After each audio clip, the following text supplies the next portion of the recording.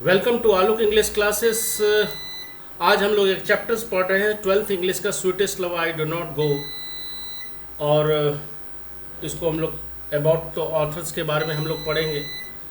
तो सबसे पहले हम स्टार्ट करते हैं। चैप्टर्स है, पोएम्स है ये। Sweetest love I do not go, इसका मतलब होता है कि मेरी प्रियतमा मैं तुमसे दूर नहीं जा रहा। इसका हेडिंग्स ही है मेरी प्रियतमा मैं तुमसे दूर नहीं जा रहा। ठीक है स्टूडेंट्स, मेरी प्रियतमा मैं तुमसे दूर नहीं जा रहा। अब यहाँ पे देखो कि इसके राइटर्स के बारे में जाने की, ये जो फिगर्स आपको दिखाई पड़ रहा है ये जॉन डॉन साहब का है। और जॉन डॉन का जो जन्म हुआ था, John Donne was born in 1572 in London England में। जॉन डॉन का जन्म 1572 में लंदन इंग्लैंड में हुआ था। और ये जो जगह का देखें, इसी जगह पे इसका जन्म हुआ था।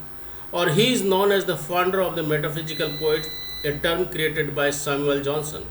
उसे जो है मेटाफिजिकल पोइट्स के नाम से जाना जाता है। और ये जो टर्म मेटाफिजिकल्स का जो दिए गए हैं वो सैमुअल जॉनसन के द्वारा दिया गया है। अब हम लोग जानते हैं कि मेटाफिजिकल पोइट्री क्या होता है। The word metaphysical poetry is a philosophical concept use in literature where poets portray the things या ideas that are beyond the depiction of physical existence. बोलते हैं एक शब्द जो है मेटाफिजिकल पोइट्री एक दार्शनिक कंसेप्ट है जो कि यूज इन लिटरेचर, साहित्य में इस्तेमाल किया जाता है, जहाँ पे पोइट्स जो है पोर्ट्रेट उन चीज़ों को वर्णन करते हैं, चित्रित करते हैं, उन विचारों को चित्रित करते हैं that are beyond the depiction of physical action, जो हमारे भौतिक जो अस्तित्व है उससे परे है। Etymologically there is a combination of two words, ये दो वर्ड से कॉम्बिनेशन बनता है, एक मेटा और दूसरा फिजिकल। तो दोनों मिला देते हैं सेंटेंस में, दोनों को मेटा और फिजिकल्स को हम लोग मिला देते हैं तो ये बन जाता है metaphysical. The first word Meta means beyond, मैंने कि हमारे जो क्षमता से, हमारे जो हमसे ऊपर का चीज़, जैसे अध्यात्म की चीज़ें हैं। So metaphysical means beyond physical, beyond the normal and ordinary. The meanings are clear here that it deals with the objects या ideas that are beyond the existence of the physical world, यानी कि physical word से जो परे जो हो जाता है उसको हम लोग मेटाफिजिकल पोइट्री कहा जाता है। ये हमारे जॉन डॉन साहब को इसका श्रेय जाता है। John Donne was born in prosperous, यहाँ पे एक जो यूज़ किया गया है प्रॉस्परस, प्रॉस्परस मैंने कि पहले से ही समृद्ध परिवार के थे, रोमन कैथोलिक फैमिली से थे। जॉन डॉन का जो जन्म हुआ था रोमन कैथोलिक, समृद्ध रोमन कैथोलिक फैमिली में जन्म हुआ था। When England was a strong anti Catholic, जब इंग्लैंड उसमें जो जिस समय उसका जन्म हुआ था, तो इंग्लैंड जो था वो एंटी कैथोलिक था। वहाँ लोग जो है उस कैथोलिक को के खिलाफ में थे, उसको देखना नहीं चाहते थे। इस प्रकार उस समय उसकी जन्म हुई। John Donne was an English poet and cleric in the church of England.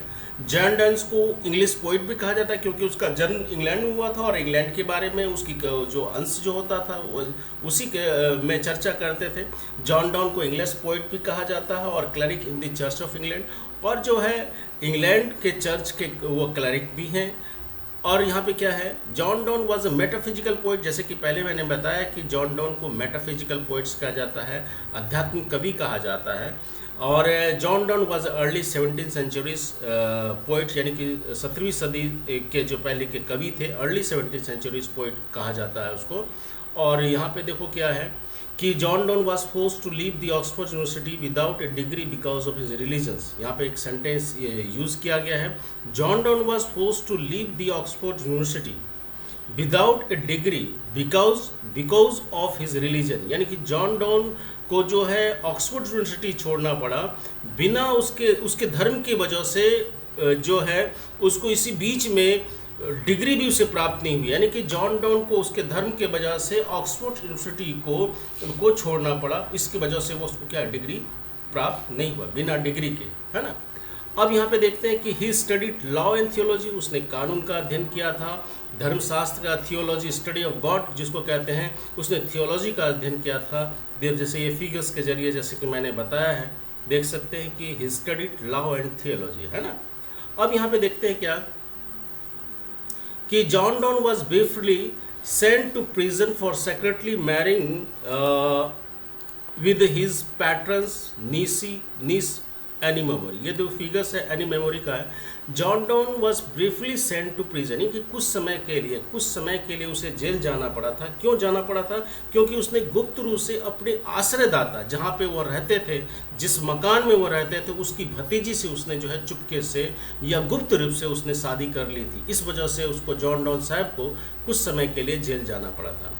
John Donne is well known as for his songs and sonnets के लिए जाने जाते हैं, सटायर के लिए जाने जाते हैं, एलिजियस के लिए जाने जाते हैं और सरमन्स के लिए जाने जाते हैं। यहाँ पे क्लियर है कि जॉन डॉन जो प्रसिद्ध हुए हैं सॉन्ग्स और सोनेट्स के लिए, ये पूछता है क्वेश्चन बिहार बोर्ड में, सटायर्स के लिए, एलिजियस के लिए और सरमन्स के लिए। अब सटायर क्या होता है कि सटायर में जो है कोई चीज़ को हंसी मजाक के जरिए जो कुछ ऐसा शब्दों का कविता में इस्तेमाल किया जाता है जिससे कि उसके काफ़ी लाफिंग एटीट्यूड हो जाता है, हास्यास्पद हो जाता है, मजाक किस्म का, जोकिंग किस्म का होता है।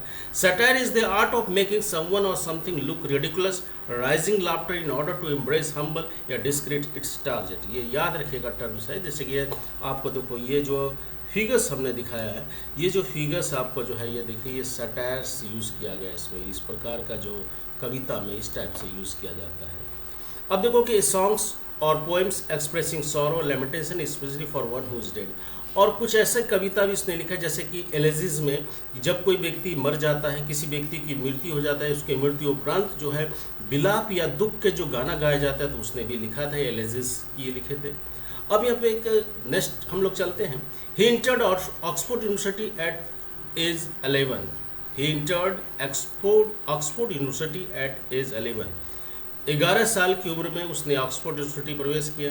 एंड लेटर, बाद में द यूनिवर्सिटी ऑफ कैम्ब्रिज, तब वो यूनिवर्सिटी ऑफ कैम्ब्रिज गए, बट नेवर रिसीव डिग्री, लेकिन वहाँ पर डिग्री उसने हासिल नहीं किया ड्यू टू हिज कैथोलिज्म, उसकी कैथोलिज्म धर्म की वजह से उसे डिग्री प्राप्त नहीं हुआ।